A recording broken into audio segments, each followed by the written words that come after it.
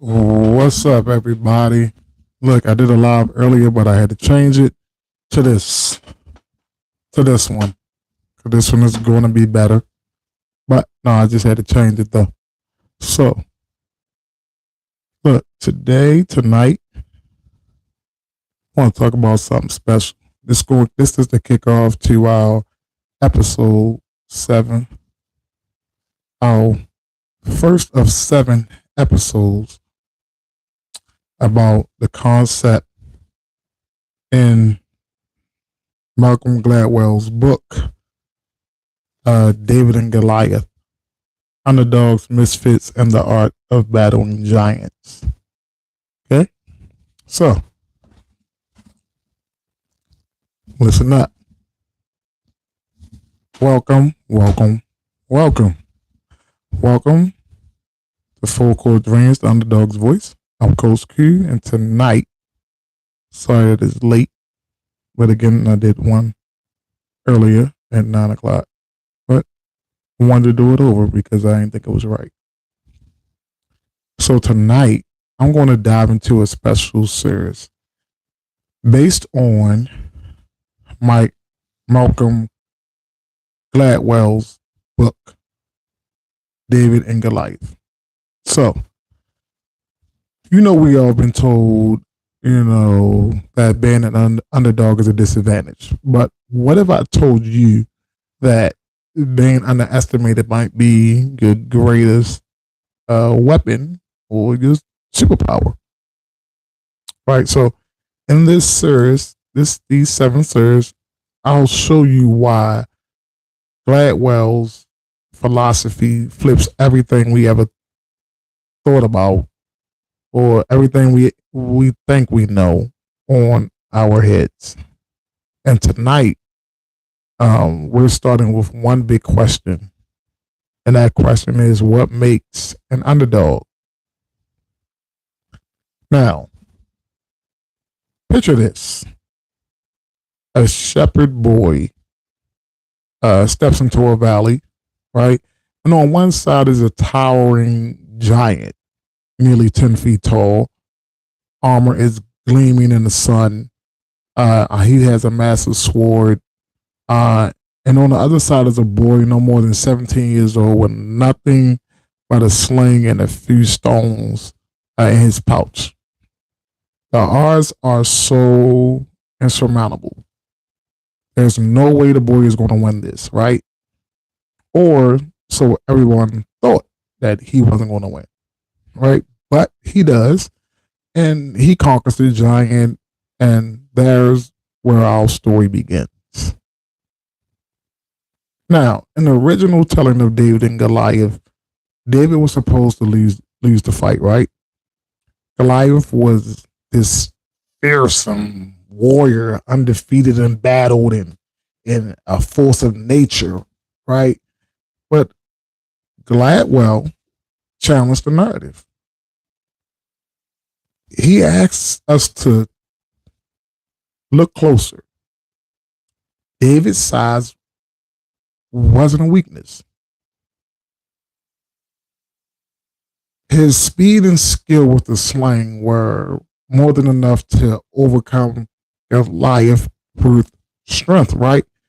The same sling that shepherds use to defend their flocks can launch a stone with the power of a 45 caliber bullet. And I never knew that. I know when I throw a stone, I don't know how hard it hits, but in this case, David didn't fight Goliath's battle. He made Goliath fight his, right? That's what happened. And that's what makes an underdog. Someone who looks at an overwhelming situation and refuses to play by the rules set against them. They rewrite their game. They see what others can't, right? All right, so let's bring this back to sports for a second, right? So you don't have to close your eyes, but just imagine you're coaching a high school girls basketball team, which that's what I do. And ironically, I coach a girls high school basketball team. and you're up against a powerhouse team. They got height, they got the depth, they got the experience, and every analyst in the world is telling you you're going to get blown out. And that's what the analysts do. They think they know everything, which they don't know nothing. They don't know the heart of the person, right? Or the team, right? But I digress. But you don't see it that way. And instead of matching them player by player, you decide to play full court press. So you use your speed, your intensity, and your defensive pressure. And all of a sudden, suddenly that team, that those fake analysts or those analyst people that never played a game in their life or a sport in their life, that team that they said that was going to crush you, you wind up beating them. You crush them, right? That team, they can't even get the ball past half court, right? So you taking what was supposed to be a disadvantage, which was your lack of height, and turned it into the very thing that gave you the edge to beat that team. Stay with me. It gets deeper than that. So I'm gonna tell you a little story, and this is perfect because this has happened to me, and it happened to me, and I didn't also. So I remember a game that I played long ago with like one of my best teams, and for my AAU, right? These girls were all underdogs. Nobody really wanted to deal with them. They were all underdogs, right? But so we played this team that supposed to had, a couple of D1 players on it, whatever. And everyone wrote us off, and they told us we wasn't going to win, right? But we knew their weakness. They was complacent. They just thought, because they was, had the two D1 players on their team or whatever, they was supposed to beat us, and they was just, but they were dominating everybody else, right? So what I did was I used a full court press on this team, and they panicked. And I used the defense that we've been practicing called lock left, which we sent everybody to the left side of the court. So we pressed them, did lock left, and one by one, they turned the ball over. They got more flustered, and we got stronger. So we ended up winning the game by like 6 points or so, right? And when the final buzzer finally sounded, I looked at my girls and I saw the fire in their eyes. And that's what the underdog spirit is all about. It's not just about defined expectations. It's about seizing the opportunity to turn your supposed weakness into an unsalable strength. That's what it's about. That is exactly what it's about. But the thing about being an underdog is never about the win. It's not. It's never about the win. It's about the struggle. It's about the late nights like now. Like, it's about the late nights where you're on the court, on the field, grinding in some type of way, practicing alone, and that voice in your head is telling you you're not good enough. Right? It's about people who's telling you you'll never make it, and you have a smile on your face, right? You just smiling, and you're saying you're smiling because you know what they don't know, right? You know what they don't.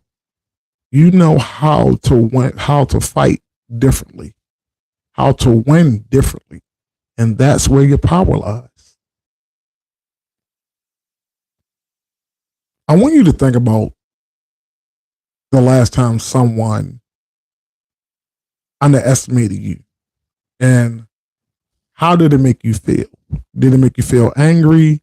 Did it make you feel motivated? Did it make you feel like you wanted to prove them wrong? Or did it make you want to work even harder?